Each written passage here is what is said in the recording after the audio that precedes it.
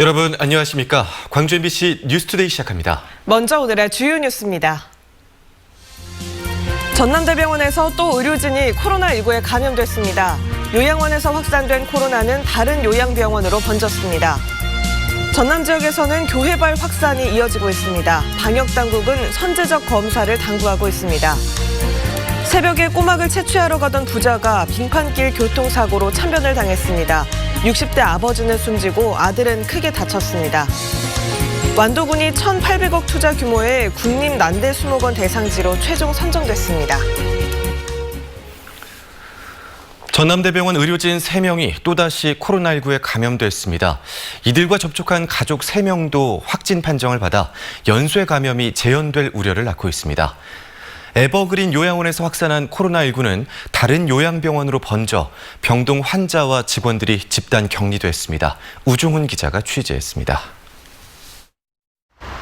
광주 북구의 진요양병원에 건물 폐쇄를 알리는 안내가 붙었습니다. 이 병원 요양보호사가 확진 판정을 받은 이후 직원과 환자에 대한 검사 결과 입원 환자 1명이 추가 확진 판정을 받았습니다. 최초 확진자인 병원 요양보호사는 에버그린 요양원 관련 확진자의 접촉자입니다. 확진자가 발생한 5층의 직원과 입원 환자 60명은 동일 집단 격리 조치됐습니다. 전체 직원과 환자 400여 명에 대한 검사가 진행 중인데 광주에서 코로나로 숨진 6명 중 3명이 요양시설에서 발생해 추가 확산으로 이어져 중증 환자가 나오진 않을지 걱정입니다. 아직까지는 그 환자 추가로 하나 발생한 거 말고는 현재는 음성입니다. 그래서 코호트 격리 진행하면서 추가 확진자 발생하지 않도록 최선을 다하겠습니다. 전남대병원에서도 의료진이 확진 판정을 받아 또다시 진료에 차질이 빚어지게 됐습니다. 지난 26일 증상을 호소하며 선별 진료소를 찾은 전남대병원 재활의학과 전공의가 확진 판정을 받았고 이후 전남대병원 의료진 2명과 이들의 가족 3명이 확진돼 접촉자에 대한 검사가 진행 중입니다. 특히 가족 중 한 사람은 나주지역 개인병원 의사인데 지난 22일 증상이 나타난 후 진료를 보며 환자들을 접촉한 것으로 알려졌습니다. 아직 누가 어디서 먼저 감염됐는지는 밝혀지지 않았습니다. 최근 9일째 연일 지역 감염 확진자가 2자릿수를 기록하는 등 확산세가 줄지 않고 있습니다. 이 기간 전체 확진자 197명의 37%인 73명이 대형 병원과 요양원 등 의료기관에서 나와 추가 확산의 우려가 커진 것은 물론 의료 체계에도 부담이 커지게 됐습니다. MBC 뉴스 우종훈입니다. 지난 연휴 기간 전남에서 발생한 종교시설발 확산 추세가 계속 이어지고 있습니다. 보건당국 역시 무증상과 불분명한 감염 경로 등으로 애를 먹고 있는 가운데 선제적인 진단 검사가 절실해지고 있습니다. 김종수 기자의 보도입니다. 지난 성탄절 연휴 기간 8명의 확진자가 발생한 광양시. 특히 확진자의 동선이 종교시설은 물론 음식점과 마사지업소 등 다중이용시설로 확대돼 지역 감염 확산 우려도 커지고 있습니다. 게다가 해당 종교시설 확진자의 접촉자들 대상으로 진단검사를 실시한 결과 2명이 추가로 양성 판정을 받아 자가격리자 역시 200명을 웃돌고 있습니다. 역학조사 결과 확진자들의 동선이 관외로 확대된 것도 보건당국을 긴장시키고 있습니다. 추가 확진자들이 지난 23일부터 이틀 동안 경북 등 타 지역을 방문한 사실이 확인돼 지역 간 교차 감염이 현실화할 수 있기 때문입니다. 이에 따라 종교시설발 관내 확산 추세가 68번 확진자를 매개로 시작됐다고 보고 있지만 추가 확진자들의 동선도 면밀히 살펴보고 있습니다. 최근 발생한 확진자들의 증상 발현이 뚜렷하지 않은 점 역시 역학조사에 혼선을 주고 있습니다. 여수와 광양 등 관내 확진자의 40% 이상이 무증상으로 양성 판정을 받으면서 선제적인 검사 역시 절실해지고 있습니다. 일상생활을 하시면서 또 타 지역을 방문한 사람을 만난 후에 사소한 의심이라도 들면 신속하게 보건소 선별진료소를 방문하여 진단검사를 받아주시기를 거듭 당부드립니다. 이와 함께 특별 방역기간 대규모 집회를 열어 논란이 된 상주 열방센터 관련 확진자가 전국적으로 발생하면서 방문자들의 진단검사도 필요한 상황. 사회적 거리두기 상향 등 방역 고삐를 조이고 있는 것과 달리 코로나19 확산 추세가 멈추지 않으면서 시민들의 철저한 방역수칙 준수가 여느 때보다 요구되고 있습니다. MBC 뉴스 김종수입니다. 다도해 해상국립공원 내 주차장이 코로나19 방역 강화 방침에 따라 연말연시 동안 전면 통제됩니다. 국립공원공단 다도해 해상국립공원 사무소는 정부의 코로나 방역 강화를 위한 해맞이 행사 금지 조치에 따라 오는 31일부터 다음 달 3일까지 고흥 팔영산 주차장, 여수 인포 향일암 주차장, 완도 명사심리 주차장 등지를 전면 통제하기로 했습니다. 국립공원 사무소는 무단으로 통제구역에 출입하면 자연공원법에 따라 과태료를 부과할 예정입니다. 오늘까지는 큰 추위 없는 가운데 눈비 소식이 들어 있습니다. 오늘 광주의 아침 기온은 2도 안팎으로 어제보다 조금 더 높게 시작했고요. 한낮 기온은 9도로 어제보다는 5도가량 낮겠지만 여전히 평년 기온을 웃돌면서 포근하겠습니다. 이 비교적 포근한 날씨 속에 오늘 광주와 전남 지역에서는 5mm 안팎의 비가 내릴 가능성이 높겠고요. 전남 동부 내륙, 지리산을 중심으로는 1에서 5cm 안팎의 눈이 내려 쌓일 수 있겠습니다. 오늘 밤부터는 북쪽 한기가 강하게 유입되면서 강추위가 시작되겠습니다. 해안 지역을 중심으로는 강풍 예비특보가, 전해상에는 풍랑 예비특보가 발표된 가운데 특보는 오늘 밤부터 발효되겠고요. 찬바람이 강하게 불겠습니다. 내일 광주의 기온은 종일 영하권에 머물겠고 목요일 아침이면 광주의 기온 영하 7도 안팎까지 낮아지면서 올겨울 들어 가장 심한 추위를 보이겠습니다. 이번 강추위는 신축년 새해까지도 이어질 전망입니다. 찬바람이 강하게 불어드는 만큼 눈구름대도 크게 형성이 되겠고요. 광주와 전남 지역에 수요일부터 금요일까지 5에서 20cm가량, 서해안을 중심으로는 30cm 이상의 큰 눈이 내려 쌓이겠습니다. 전남 동부 남해안을 중심으로도 3에서 8cm가량의 눈이 예보돼 있습니다. 강추위와 함께 많은 눈이 예보된 만큼 미리 대비 잘하셔야겠습니다. 날씨 정보였습니다. 어제 새벽 보성에서 화물차가 도로 이정표를 들이받았습니다. 빙판길 사고로 보이는데 함께 꼬막을 캐러 가던 60대 아버지가 숨지고 30대 아들도 크게 다쳤습니다. 송정근 기자입니다. 1톤 화물차 앞부분이 무언가를 들이받은 듯 움푹 들어갔습니다. 차량 유리창과 문도 심하게 부서졌습니다. 보성 등량면의 한 도로에서 화물 차량이 도로 이정표를 들이받은 건 새벽 4시 50분쯤. 이 사고로 차량에 타고 있던 62살 박모 씨가 숨지고 차량을 운전한 박 씨의 아들이 의식불명 상태에 빠져 병원 치료를 받고 있습니다. 경찰은 사고가 난 새벽 시간대에 도로가 얼어 있었던 점을 미뤄 결빙으로 인해 사고가 난 것으로 추정하고 있습니다. 순천에 거주하고 있는 이들 부자는 꼬막 채취배를 타러 가는 길에 변을 당한 것으로 전해지고 있습니다.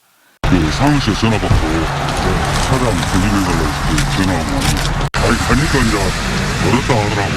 도로 멀어서 그쪽에서 사고 난 것 같다고 경찰들이 이제.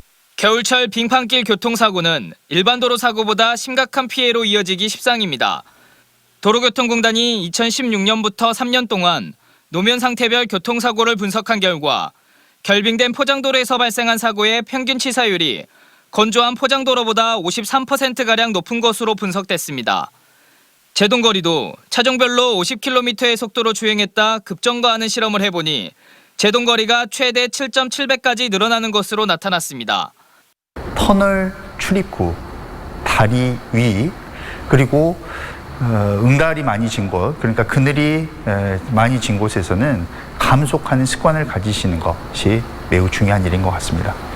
이번 주에는 수요일부터 눈이 예보된 만큼 빙판길 운전에 각별한 주의가 필요합니다.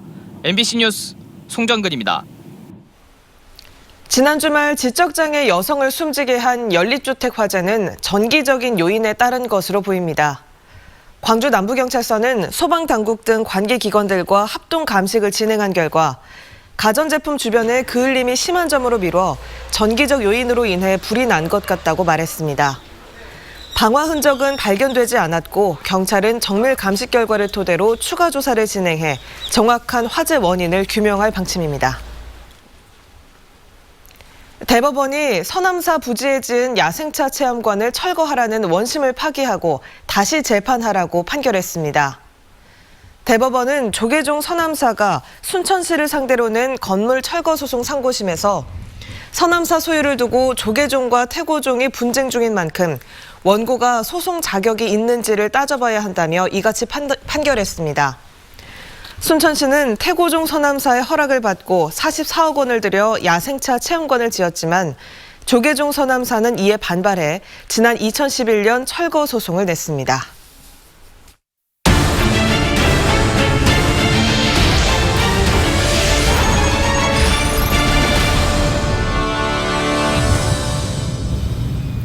코로나19 위협 속에 비대면 수요가 높아지고 있죠. 사람이 접근하기 힘들거나 위험한 곳을 소독하는 인공지능 방역 로봇이 지역에서 첫 선을 보였습니다. 코로나19 위기 극복에 도움이 될 로봇 연구에 지역 대학들이 함께 나섰습니다. 이재원 기자가 다녀왔습니다. 심각한 코로나19가 발생한 한 가상 커피숍. 코호트 격리된 공간에 방역 로봇이 투입됩니다. 원격 조정을 통해 식탁과 의자 위치 등 커피숍 곳곳을 학습한 방역 로봇은 이내 스스로 공간을 인식하며 소독에 나섭니다. 인력 투입이 쉽지 않은 위험한 상황 속에서 AI 로봇은 방역은 물론 공기까지 정화시켜냅니다. 이 공간의 정보를 다 이렇게 데이터로 축적하고 그 데이터에 축적된 데이터에 의해서 뿌려지는 살포액의 그런 공간이나 이런 것들이 다 추적이 가능하고요. 최초로 실증 실험이 진행된 공간은 지역의 한 대학이 마련했습니다. 로봇을 개발한 업체와 협력 체계를 구축한 호남대학교는 인공지능 로봇의 연구를 뒷받침하기 위해 AI 실증센터를 구축했습니다. 실증센터에서는 인공지능뿐만 아니라 자율주행 등 신산업과 연계된 연구도 지원하고 있습니다. 여러 가지 다양한 서비스 모델들을 한번 실증해보고 AI 광주의 어떤 생태계 조성이 조기에 정착될 수 있는 그런 기능을 할 수 있을 것으로 기대하고 있습니다. 전 세계를 위기로 몰아넣은 코로나19. 하지만 지역 대학과 기업에게는 4차 산업혁명의 기회로 활용되고 있습니다. MBC 뉴스 이재원입니다. 이용석 광주시장과 김영록 전라남도지사가 기자회견을 갖고 2021년 새해를 맞아 새롭게 도약하는 광주 전남의 미래를 제시했습니다. 일자리가 없어서 떠나는 광주에서 찾아오는 광주, 각종 감염병과 재난, 재해, 그리고 사고로부터 안전한 광주. 그래서 우리 아이들이 언제 어디서나 나는 광주 산다 이렇게 자랑스럽게 얘기할 수 있는 당당한 광주를 만들어내겠습니다. 내년 도정 목표는 더 새로운, 더 청정한, 더 행복한 으뜸 전남 실현에 두겠습니다. 이를 위해서 청정과 그린, 바이오와 첨단, 매력과 으뜸, 행복과 이음 등 전남의 8대 전략을 적극 추진하겠습니다. 이용섭 시장은 내년도 핵심 사업으로 광주형 일자리 글로벌 모터스를 성공시키고 AI 인공지능 산업 기반을 구축해 경제 1번지 광주를 만들겠다고 약속했고, 김영록 지사는 전남의 풍부한 재생에너지 자원과 빛가람 에너지밸리, 에너지 공과대학을 토대로 그린 뉴딜을 선도해 나가겠다고 강조했습니다.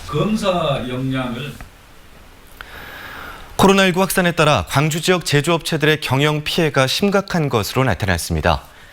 광주 상공회의소가 지역 내 제조업체 131곳을 대상으로 코로나19 피해 영향을 조사한 결과 81.7%인 107개 업체가 직간접적인 피해를 입었다고 답했습니다.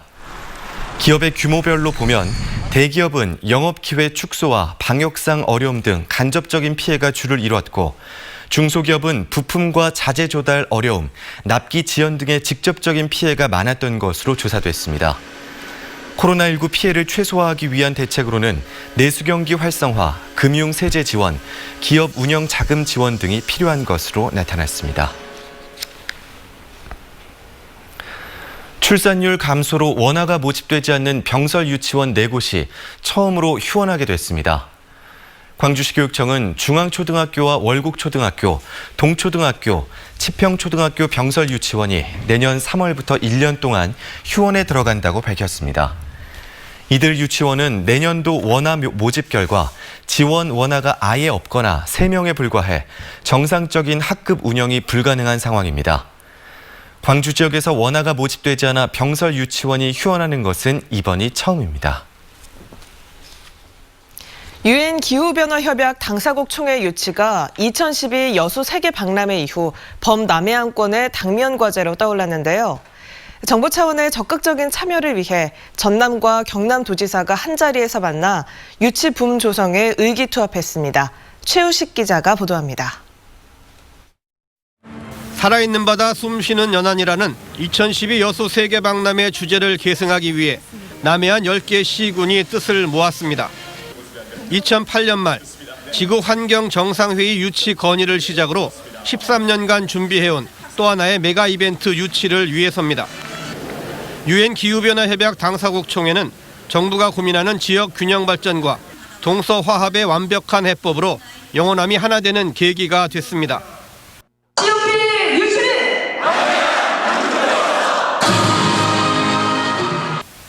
2017년 문재인 당시 대통령 후보도 COP28 여수 유치에 힘을 보탠 바 있습니다.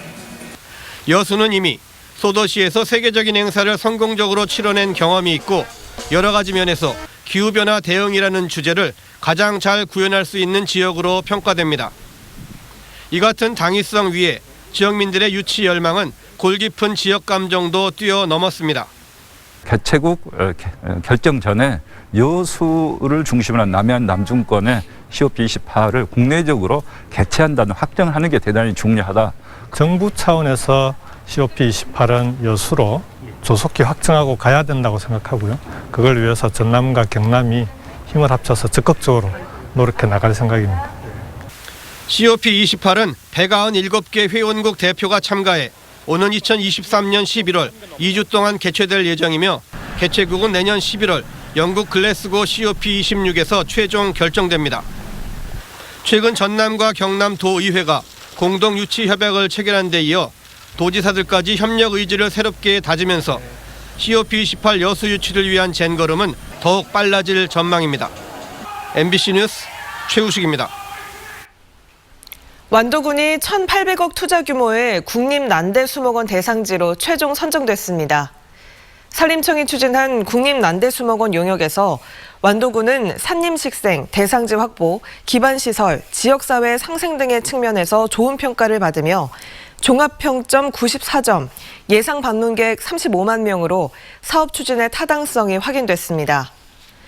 전라남도는 내년 예비 타당성 조사와 2022년 기본 계획 수립, 2023년 실시 설계가 제때 추진될 수 있도록 산림청에 협력할 계획입니다.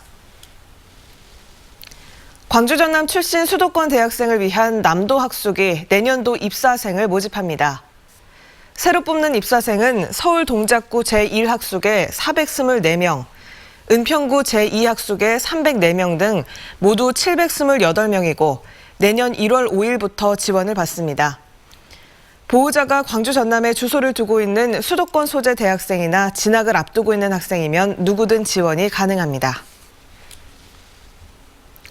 희망 2021 나눔 캠페인에 성금을 보내주신 분들입니다.